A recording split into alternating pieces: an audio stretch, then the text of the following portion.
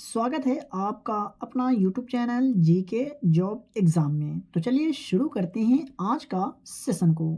तो आज का पहला प्रश्न है, थुलाल डैश राज्य से संबंधित एक एकल व्यंग्यात्मक नृत्य है। थुलाल निम्न में से कौन से राज्य से संबंधित एक एकल व्यंग्यात्मक नृत्य है?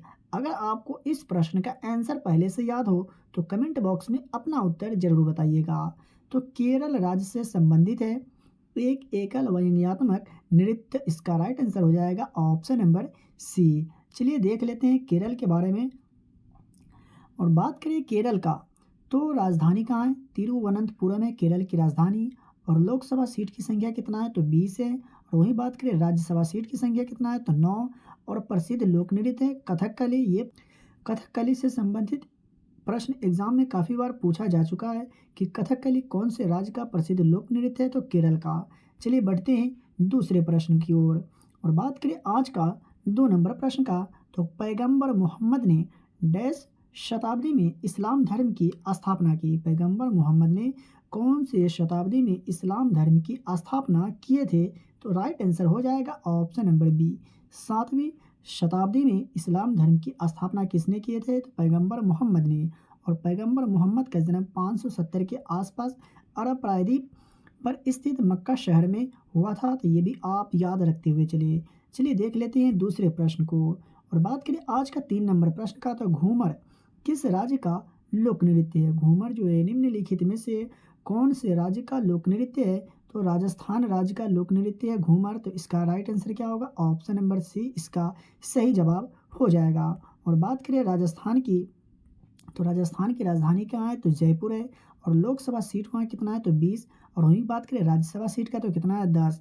और सरिस्का टाइगर रिजर्व कौन से राज्य में है? तो राजस्थान राज्य में। ये भी आप याद रखिएगा, एग्जाम में प्रश्न पूछा जाता है कि सरिस्का टाइगर रिजर्व कौन से राज्य में स्थित है? तो राजस्थान राज्य में स्थित है। चलिए देख लेते हैं दूसरे प्रश्न को। बात करें 4 नंबर प्रश्न का, तो निम्नलिखित में से किसने दीवान ए आमिर कोही विभाग की स्थापना की? जी हाँ, निम्नलिखित में से किसने दीवान ए आमिर कोही विभाग की स्थापना की थी? तो इसका राइट आंसर हो जाएगा ऑप्शन नंबर सी, मोहम्मद बिन तुगलक ने दीवान ए आमिर कोही विभाग की स्थापना की। और मोहम्मद बिन तुगलक ने दिल्ली सल्तनत में तुगलक वंश का शासक था। तो ये भी आप याद रखिएगा, यहाँ से प्रश्न आपसे पूछा जा सकता है कि दिल्ली सल्तनत में तुगलक वंश के शासक कौन था? तो मोहम्मद बिन तुगलक। चलिए देखते हैं दूसरे प्रश्न को। बात करें 5 नंबर प्रश्न का, तो पृथ्वी के ठोस बाहरी आवरण को कहते हैं? पृथ्वी के ठोस बाहरी आवरण को क्या कहते हैं? तो स्थल मंडल कहा जाता है पृथ्वी के ठोस बाहरी आवरण को। और स्थल मंडल पृथ्वी के बाहरी चट्टानी भाग है। तो प्रिय विद्यार्थीगण, आप यहाँ तक आ गए और अभी तक अगर आप वीडियो को लाइक नहीं किए तो प्लीज़ वीडियो को लाइक कर दीजिए, क्योंकि यहाँ तक आप इसलिए आ गए क्योंकि आपको आज क्लास के वीडियो पसंद आ रहा है। तो वीडियो को लाइक करके चैनल पर पहली बार आए, या हमारा वीडियो आप तक पहली बार पहुँचा है तो चैनल को सब्सक्राइब करके बेल आइकन को प्रेस कर लीजिए, क्योंकि यहाँ आपको काफ़ी महत्वपूर्ण प्रश्न बताए जाते हैं, पढ़ाए जाते हैं और आपको फ्री में PDF भी दिया जाता है रिवीजन करने के लिए। बात करें 6 नंबर प्रश्न का, तो एक अर्थव्यवस्था जिसमें निजी क्षेत्र और सरकार दोनों शामिल होती है डैश अर्थव्यवस्था के रूप में जानी जाती है? जी हाँ, एक अर्थव्यवस्था यानी वैसी अर्थव्यवस्था जिसमें निजी क्षेत्र और सरकार दोनों शामिल होती है, वैसे अर्थव्यवस्था को कौन से रूप में जाना जाता है? तो इसका राइट आंसर हो जाएगा ऑप्शन नंबर ए, यानी मिश्रित अर्थव्यवस्था के रूप में जानी जाती है, जिसमें निजी क्षेत्र और सरकार दोनों मिलकर के काम करती है। चलिए देख लेते हैं दूसरे प्रश्न को। बात करें आज का 7 नंबर प्रश्न का, तो निम्नलिखित में से कौन यूरोपीय फुटबॉल क्लब सेल्टिक FC के लिए खेलने वाला भारतीय उपमहाद्वीप का पहला खिलाड़ी था? जी हाँ, निम्नलिखित में से कौन यूरोपीय फुटबॉल क्लब के लिए खेलने वाला भारतीय उपमहाद्वीप का पहला खिलाड़ी था? तो इसका राइट आंसर होगा option number D, Mohammed Salim जो था यूरोपीय फुटबॉल क्लब के लिए खेलने वाला भारतीय उपमहाद्वीप का पहला खिलाड़ी था। जो कौन से राज्य से था? तो पश्चिम बंगाल के एक भारतीय फुटबॉलर था। ये भी आपको याद रखते हुए चलना है। चलिए देख लेते हैं आज का अगला प्रश्न को। और बात करें आज का 8 नंबर प्रश्न का, तो भारतीय जनसंघ किस संस्थापक कौन थे? जी हाँ, भारतीय जनसंघ के संस्थापक निम्नलिखित में से कौन थे? तो श्यामा प्रसाद मुखर्जी भारतीय जनसंघ के संस्थापक थे। तो इसका राइट आंसर हो जाएगा ऑप्शन नंबर डी। और भारतीय जनसंघ की स्थापना कब हुआ? तो 1951 में हुआ था। ये भी आपको याद रखते हुए चलना है। चलिए देख लेते हैं आज का अगला प्रश्न को। बात करें 9 नंबर प्रश्न का, तो प्रथम प्राचीन ओलंपिक खेल कब आयोजित किए गए थे? जी हाँ, प्रथम प्राचीन ओलंपिक खेल कब आयोजित किए गए थे?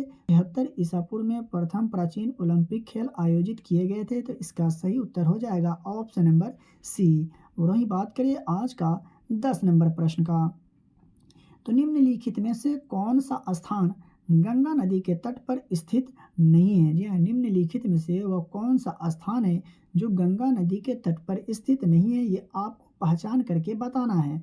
तो अगर आपने चुना है ऑप्शन नंबर बी, तो बिल्कुल सही उत्तर है। हजारीबाग जो है गंगा नदी के तट पर स्थित नहीं है।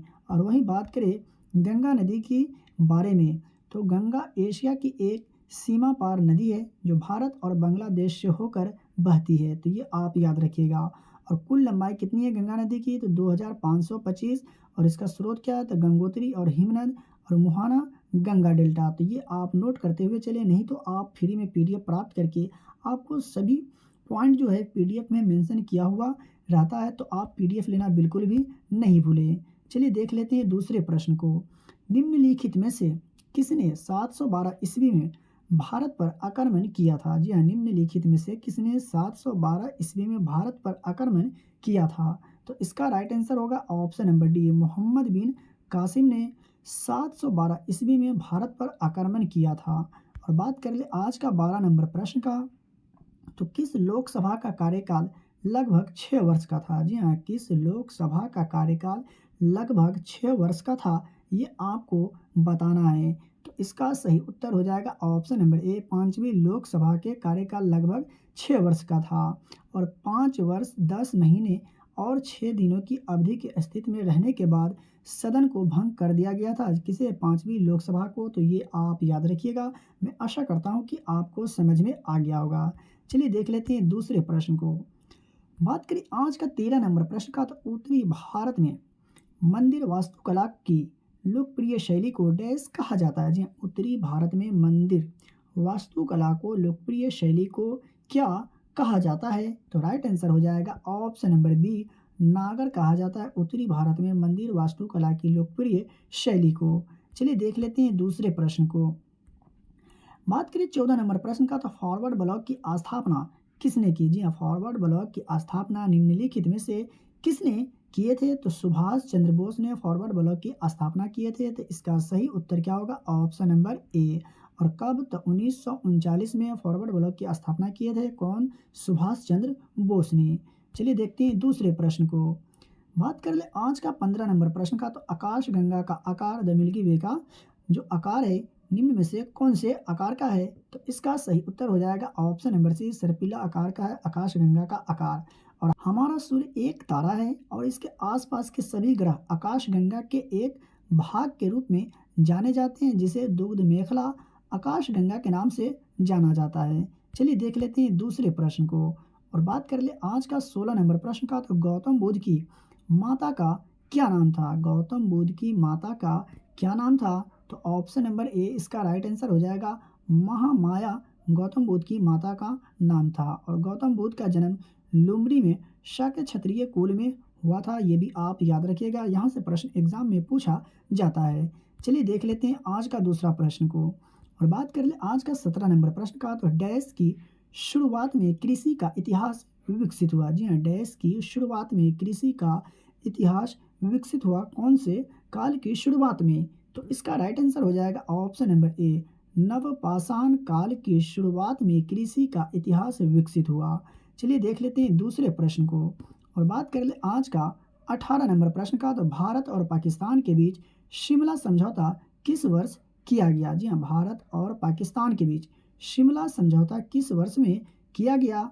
तो वर्ष 1972 में भारत और पाकिस्तान के बीच शिमला समझौता पर हस्ताक्षर किए गए थे। तो इसका राइट आंसर हो जाएगा ऑप्शन नंबर ए। और भारत और पाकिस्तान के बीच 4 युद्ध हुए कब? 1948, 1965, 1971 और 1991 में। तो ये आप याद रखिएगा, यहाँ से प्रश्न आपको अपने एग्जाम में देखने को मिल सकते हैं।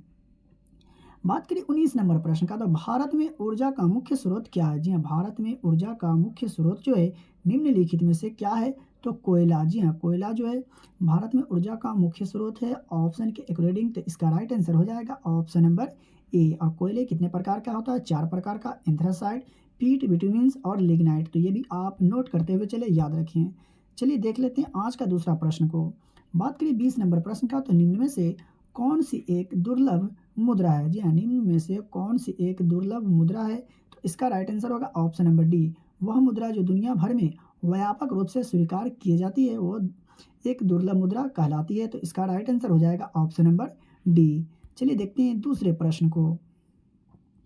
और बात करें आज का 21 नंबर प्रश्न का, तो वर्ष 1831 में भारत में रेलवे के निर्माण का आरंभिक सुझाव किस स्थान पर दिया गया? जी हाँ, वर्ष 1831 में भारत में रेलवे के निर्माण का आरंभिक सुझाव किस स्थान पर दिया गया?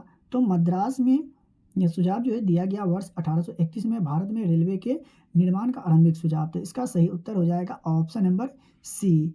और भारतीय रेलवे का जनक किसे कहा जाता है? तो लॉर्ड डलहौजी को। ये भी आप याद रखिएगा। बात करें आज का 22 नंबर प्रश्न का, तो जब एक लटकते हुए कालीन को छड़ी से पीटा जाता है तो उसमें धूल के कण निकलने लगते हैं। यह किस घटना का सबसे अच्छा उदाहरण है? या कौन से नियम इस पे लागू होता है? ये आपको बतलाना है। कब? जब एक लटकते हुए कालीन को छड़ी से पीटा जाता है तो उसमें धूल के कण जो है निकलने लगते हैं। तो यह किस घटना का सबसे अच्छा उदाहरण है? तो इसका राइट आंसर हो जाएगा ऑप्शन नंबर ए। न्यूटन की गति का पहला नियम का उदाहरण है, या न्यूटन की गति का पहला नियम यहाँ पे लागू होता है। जब एक लटकते हुए कालीन को छड़ी से पीटा जाता है तो उसमें से धूल के कण निकलने लगते हैं। तो आई होप कि आपको समझ में आ गया होगा। लेकिन फिर भी अगर आपको किसी भी प्रश्न में डाउट लगता हो, किसी भी प्रश्न के उत्तर में अगर आपको डाउट लगता हो, तो आप हमसे कमेंट बॉक्स में कमेंट करके पूछ सकते हैं। मैं सभी लोगों के कमेंट को रीड करता हूँ। अगर कोई सवाल होता है जो जवाब भी देता हूँ। बात कर ले 23 नंबर प्रश्न का, तो निम्नलिखित में से कौन सार्वजनिक क्षेत्र का उपक्रम नहीं है? जी हाँ, निम्नलिखित में से कौन सार्वजनिक क्षेत्र का उपक्रम नहीं है? तो इसका राइट आंसर हो जाएगा ऑप्शन नंबर बी। टिस्को जो है सार्वजनिक क्षेत्र का उपक्रम नहीं है। और इसकी स्थापना कब हुआ था? 1907 में। कहाँ? तो जमशेदपुर में। ये भी आप याद रखिएगा। चलिए देख लेते हैं दूसरे प्रश्न को। बात करिए 24 नंबर प्रश्न का, तो अलेक्जेंडर फ्लेमिंग ने किसकी खोज की थी? जी हाँ, अलेक्जेंडर फ्लेमिंग ने निम्नलिखित में से किसकी खोज की थी? तो इसका राइट आंसर होगा ऑप्शन नंबर ए। पेनिसिलिन की खोज की थी अलेक्जेंडर फ्लेमिंग ने। और कब? तो वर्ष 1928 में। ये भी आपको नोट करते हुए चलना है। चलिए देख लेते हैं आज का दूसरा प्रश्न को। और बात कर ले आज का 25 नंबर प्रश्न का, तो कोशिका में निम्न में से कौन सी पाचन थैली कहलाती है? जी हाँ, कोशिका में निम्न में से कौन सी पाचन थैली कहलाती है? तो इसका राइट आंसर होगा ऑप्शन नंबर डी। लाइसोसोम जो है कोशिका में पाचन थैली कहलाती है। और बात करें अधिक जानकारी की, तो कोशिका का पावर हाउस माइटोकॉन्ड्रिया को कहते हैं।